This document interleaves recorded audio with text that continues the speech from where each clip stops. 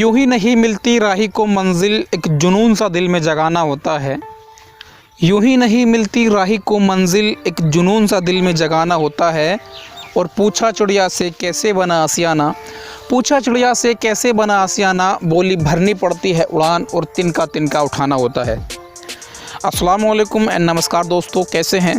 मैं उम्मीद करता हूं कि आप सभी लोग बहुत अच्छे होंगे। दोस्तों, मैं अफ़ान खान स्वागत करता हूं आपके अपने ही यूट्यूब चैनल में। तो दोस्तों, आज का जो वीडियो है वो बहुत ही इम्पोर्टेंट और ख़ास है। आज मैं इस वीडियो में कुछ ऐसे महत्वपूर्ण पॉइंटों के बारे में बात करने वाला हूं जो आपकी ज़िंदगी में बहुत परिवर्तन ला सकते हैं। सबसे पहले तो मैं आपसे एक सवाल पूछना चाहता हूं, और वो सवाल ये है कि पैसा कमाना आसान है या मुश्किल है? तो आप सोच समझ के जवाब दीजिए कि पैसा कमाना आसान है या मुश्किल है। तो बहुत सारे लोग बोल रहे हैं कि सर पैसा कमाना तो आसान है। देखिए, जो चीज़ें सिंपल होती हैं दरअसल क्या है ना, वो चीज़ होती नहीं है। और क्यों नहीं होती हैं?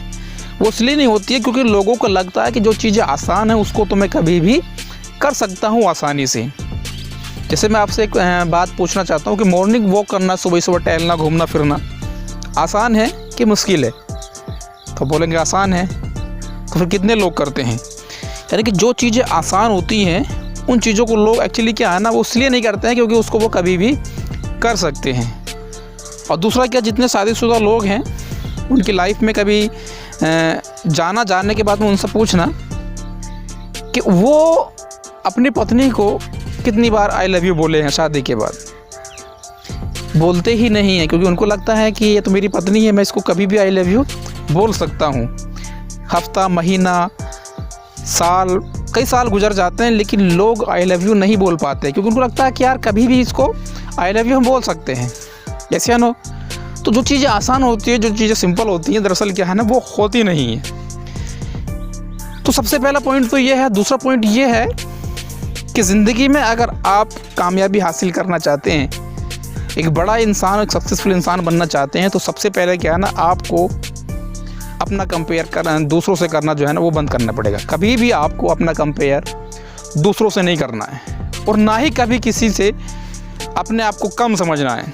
क्योंकि भगवान ने इस दुनिया में बहुत लोग पैदा किए हैं, और ये 100% मैं दावे के साथ बोल सकता हूँ कि आपके जैसा इंसान दूसरा इस धरती पे उसने पैदा ही नहीं किया है। जिस सांचे में उसने आपको ढाला था, जिस सांचे में उसने आपको बनाया था, आपको बनाने के बाद वो सांचा ही उसने तोड़ दिया है। तो आप अपना कंपेयर कभी भी दूसरों से मत करना।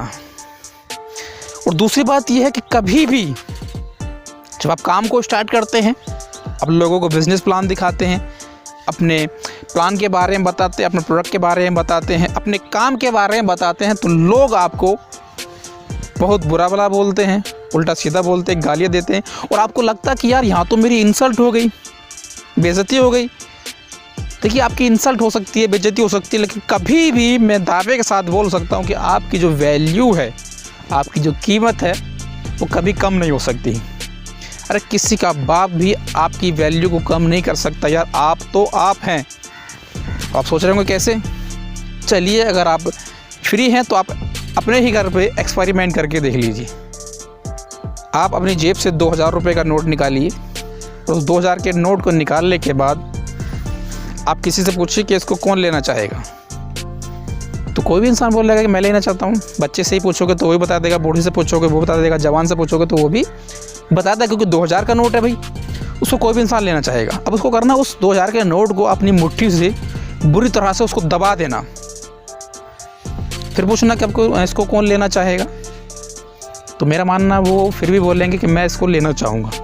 अब क्या करना, उस 2000 के नोट को आप बुरी तरह से मुट्ठी में दबाने के बाद ज़मीन में पटक के मारना, और अपने पैर से उसको कुचल देना। कुचलने के बाद आप फिर उससे पूछना कि इसको कौन लेना चाहेगा। फिर भी लोग बोलेंगे इसको मैं लेना चाहूँगा। क्यों? अब आप देखिए, आपने उस 2000 के नोट की कितनी बेइज्जती कर दी। उसको कुचल दिया, मुट्ठी से दबा दिया, ज़मीन में पटक के मारा, पैर से उसको दबा दिया, लेकिन वो नोट 100 का नहीं हुआ, 2000 का ही नोट रहा। जब उस नोट की वैल्यू कम नहीं हो सकती, तो आपकी वैल्यू कैसे कम हो सकती है? अरे आपकी वैल्यू तो इस धरती में किसी का बाप भी कम नहीं कर सकता मेरे दोस्त, क्योंकि आप तो आप ही हैं। तो आपको ऐसा क्यों लगता है कि अगर आपकी किसी ने बेइज्जती कर दी, आपको किसी ने बिजनेस प्लान देखने के लिए मना कर दिया, आपसे किसी ने ज्वाइनिंग करने के लिए मना कर दिया, तो आपको लगा यार मेरी वैल्यू कम हो गई है, मेरी कीमत कम हो गई है? तो ऐसा तो हो ही नहीं सकता है मेरे भाई, क्योंकि इस नेटवर्क मार्केटिंग बिजनेस के अंदर टाइम लगता है मेरे भाई। आपको एक मैं स्टोरी बताता हूँ कि एक एलिफेंट और एक डॉग, दोनों सच्चे मित्र थे। यानी कि एलिफेंट मान लीजिए उसमें जो फीमेल होती है, लेडीज़ होती है हथनी, और एक डॉग में जो लेडी होती है वो भी मान लीजिए कुतिया यानी कि पपी। इन दोनों की आपस में बहुत गहरी दोस्ती थी। तो ये दोनों एक साथ प्रेग्नेंट हो गई, कुतिया भी यानी कि पपी भी और एलिफेंट यानी कि हथनी भी, दोनों एक साथ प्रेग्नेंट हुई। हुआ क्या, कुछ दिन के बाद में लगभग 6 महीना होता है शायद, 6 महीने के बाद में उस पपी ने लगभग 10 से 12 बच्चों को जन्म दिया। और 6 महीने के बाद हथनी के पास में कुछ भी नहीं। और अगले फिर 6 महीने के बाद में उसने फिर 10-12 पपियों को जन्म दिया। यानी कि 1 साल के अंदर लगभग मान लीजिए 10-20 ही मान लीजिए, 1 साल के अंदर उसने लगभग 20 बच्चों को जन्म दिया। और फिर वो हथनी के पास में गई, जाने के बाद ने पूछी कि आर यू श्योर, आपको कन्फर्म है, आप पक्का है कि आप प्रेग्नेंट हैं? क्योंकि मेरे को 1 साल हो गया, 1 साल में मैंने 20 बच्चों को जन्म दिया है। तो हाँ कन्फर्म, मैं प्रेग्नेंट हूँ।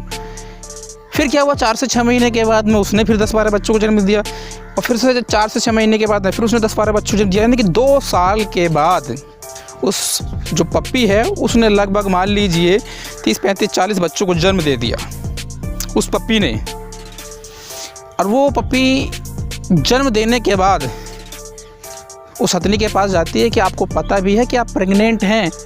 मुझे तो नहीं लगता कि आप प्रेग्नेंट हैं। तो हथनी उसको बोलती है कि देख, मैं तुझे कुछ समझाना चाहती हूँ।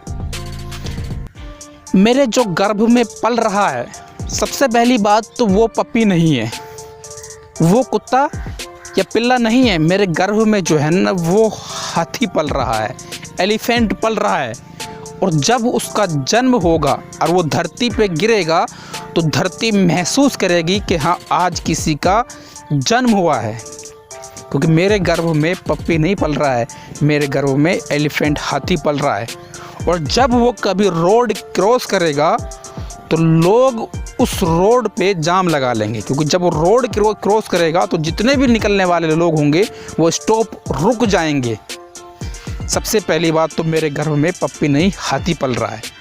तो वैसे ही कुछ लोग आपके साथ में काम स्टार्ट किए होंगे और उनके स्टार्टिंग में पैसे आने शुरू हो गए होंगे और आप सब बोल रहे होंगे क्या मेरा तो पैसा आ रहा है, क्या आपका आ रहा है? मतलब मेरा तो नहीं आ रहा है।